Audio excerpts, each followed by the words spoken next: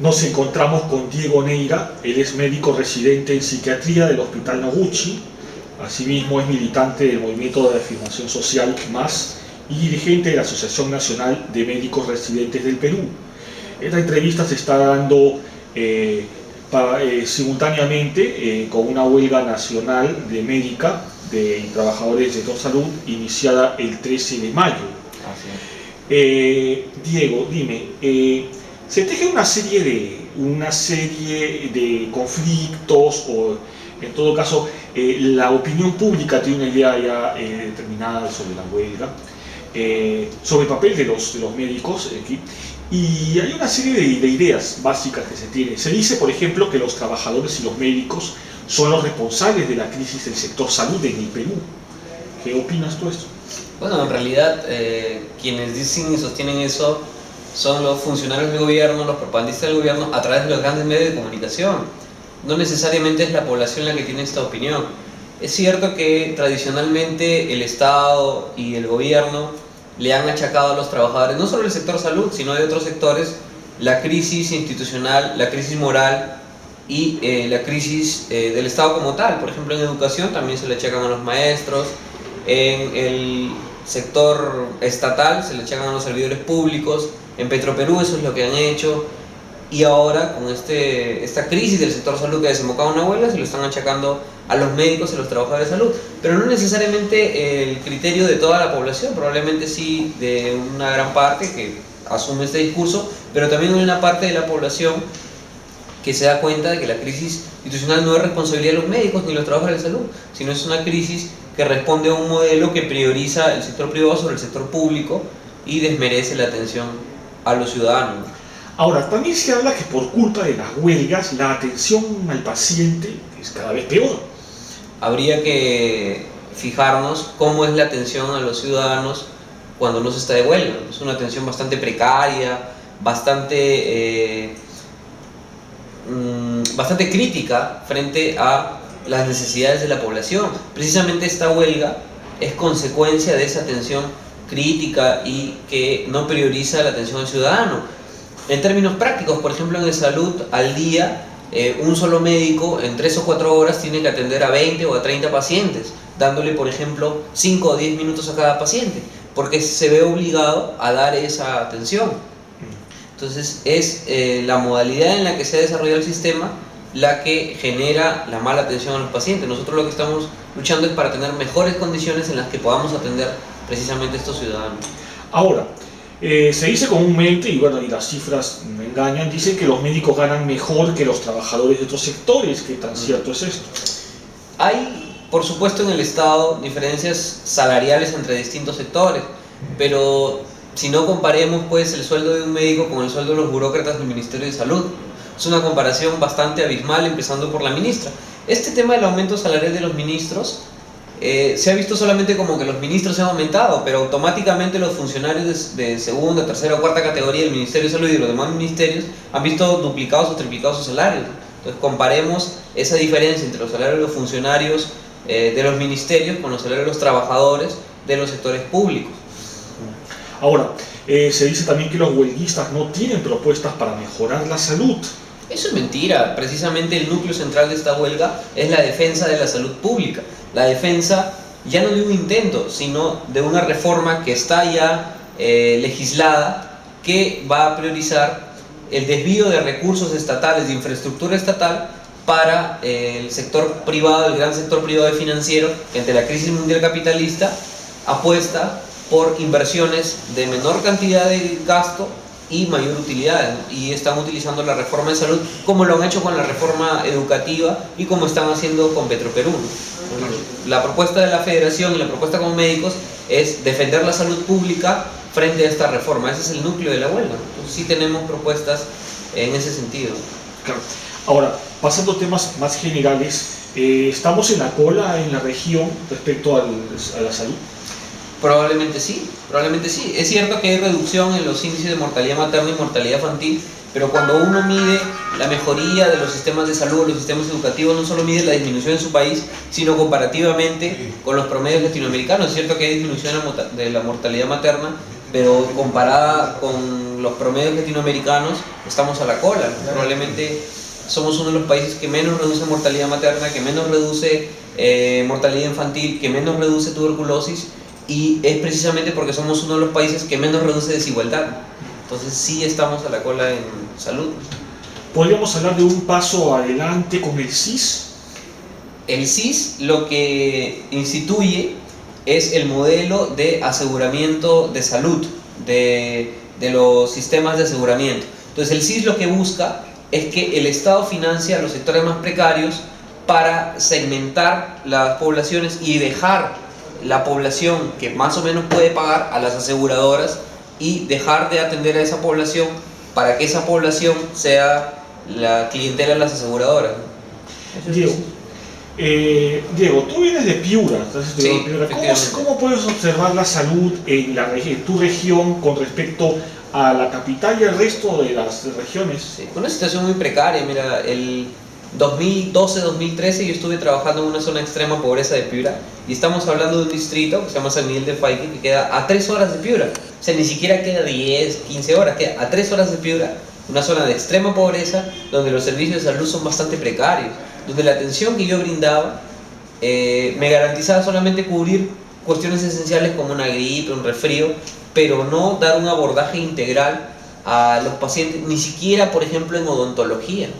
Entonces, es una situación bastante lamentable, y el SIS cubre solamente algunas patologías, cubre solamente algunos gastos, y el SIS en realidad es una traba al desarrollo. Por ejemplo, las personas que obtenían un préstamo inmediatamente salían del SIS. O sea, un préstamo de 200, 500 soles en una entidad bancaria, inmediatamente salían del SIS, porque no podían tener un préstamo. Entonces condena a las personas a mantenerse en extrema pobreza. Ahora, en algunos países de la región, prácticamente todos, se jactan de que han desaparecido los casos de TBC. El Perú, sin embargo, en los últimos años ha aumentado esta cifra. ¿Qué cree que se deba?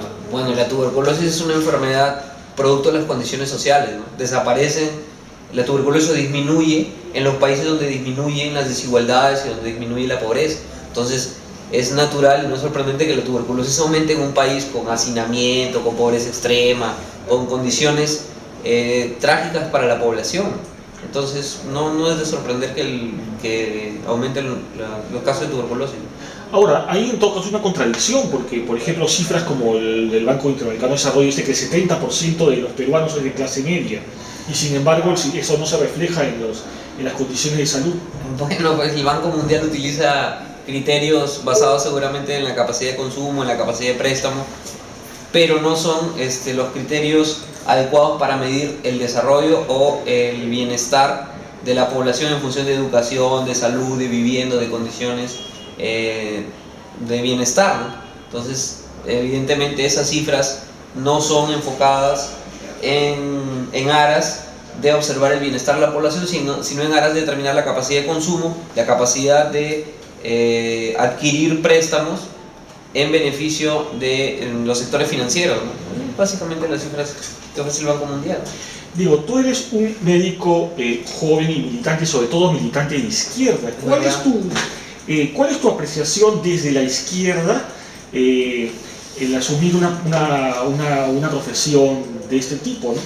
Claro, la izquierda ha pasado de una etapa muy difícil durante la dictadura fujimorista, una etapa de reflujo, a una etapa más bien de desarrollo. En esta etapa de desarrollo, como izquierda, estamos teniendo ahora una camada, una generación de jóvenes profesionales que continúan dentro de la propuesta política aún ya egresados. Esto nos permite a nosotros desarrollar aspectos que antes la izquierda no desarrollaba, ¿no? Por ejemplo, antes la izquierda, el tema de salud no tenía un postulado teórico claro, un enfoque claro, y no lo veía como un tema fundamental en su eje programático, pero ahora más bien está desarrollando postulados programáticos en ejes fundamentales como salud, educación, vivienda, planificación económica, ¿no? Entonces yo veo con mucho optimismo que una generación de profesionales continúe en la izquierda, ¿no? Y sea parte de este proyecto. Finalmente, la presencia de médicos cubanos. Bueno, ¿qué opinión tengo? Sí, y sobre todo las críticas, ¿qué piensas acerca de esas críticas que se vienen a hacer? A los médicos cubanos. Los médicos cubanos han estado presentes desde hace muchos años en el Perú, ¿no? Recordemos que Fidel Castro personalmente donó sangre para el terremoto del 70 y la colaboración de los médicos cubanos ha estado presente a lo largo de todos esos años. No había interrupción ni siquiera durante la dictadura fujimorista. Incluso en el último terremoto de Ica ha habido una colaboración fuerte de los médicos cubanos sin cobrar un sol. Entonces, los médicos cubanos han estado presentes desde hace muchos años, colaborando de manera gratuita, solidaria, y entiendo que el Estado cubano y el Estado peruano han hecho un acuerdo por el que algunos profesionales vendrían a asesorar al Ministerio de Salud. Entonces, ¿de dónde vienen esas críticas? Y aquí, ¿qué es lo que... Evidentemente, pues es todo un discurso que se está tejiendo en América Latina a raíz de lo que está sucediendo en Venezuela, en Bolivia, en Ecuador, de que nosotros los países latinoamericanos estamos siendo víctimas de una cubanización, de una ideologización por parte de los cubanos, menospreciando nuestra propia capacidad de asumir nuestras propias ideas, ¿no? Entonces, la derecha peruana, que es una de las derechas más reaccionarias, más tabernarias y más ignorantes, dicho sea de paso, tienen la idea y están difundiendo de que la presencia de médicos cubanos está originando la ideologización de la población. Eso es en esencia la crítica a los médicos cubanos. Y no solamente es la crítica a los médicos cubanos, sino es la crítica a los colegas que se han formado en Cuba con las becas que otorga el gobierno cubano y que han venido a desempeñarse en Perú, ¿no? Hay una serie de críticas tratando de menospreciarlo, de decir que la formación no es adecuada, cuando eso es totalmente falso. Ahora, lo lamentable es que a veces algunos de los dirigentes, tanto de la federación como del colegio, han asumido de manera pragmática ese discurso, ¿no? Felizmente ya el presidente de la federación se ha corregido, ha entendido que no puede estar pues, secundando los discursos de la derecha más cavernaria y le ha dado otro enfoque, ¿no? Pero eso es básicamente el tema de los médicos cubanos. Además, Ernesto, discúlpame que me prolongue, a mí me parece una total incoherencia que se hable de injerencia por la presencia de algunos médicos cubanos cuando hay más de 6 bases militares en el Perú norteamericana. En Piura mismo hay una base militar norteamericana. Todos los años vienen médicos norteamericanos a esta campaña que se llama Operación Sonrisa, y en una oportunidad se ha demostrado que estos médicos hacían trabajo de inteligencia en la zona de Ayacucho. Y sin embargo nadie dice nada, nadie se preocupa, nadie interviene. Finalmente, para terminar esto, nadie dice nada, por ejemplo, de la tenebrosa injerencia de USAID en el Ministerio de Salud. USAID ha tomado el Ministerio de Salud desde 1992, 1993. Tiene una gran responsabilidad en el tema de las esterilizaciones forzadas. USAID financió ese programa. Sin embargo, sigue operando en el Ministerio de Salud y en los demás ministerios probablemente, ¿no? ¿Debemos seguir el caso de Bolivia con la expulsión de USAID? Personalmente, si yo fuera presidente de la República, yo sí le pediría a USAID que se retire, como han hecho Ecuador y Bolivia, porque su injerencia es perniciosa, ¿no? Finalmente, un mensaje para la juventud y para la militancia de izquierda por la unidad. Yo saludo a todos los jóvenes que están interesados, que simpatizan con la izquierda, que simpatizan con el progresismo, y mi mensaje sería de optimismo, de que ante estas condiciones difíciles de intento de recolonización de Sudamérica, los jóvenes vamos a cumplir un papel esencial en la liberación de nuestros pueblos, y es la hora de que el Perú avance al compás de Latinoamérica. Muchas gracias, Diego. Muchas gracias, Ernesto.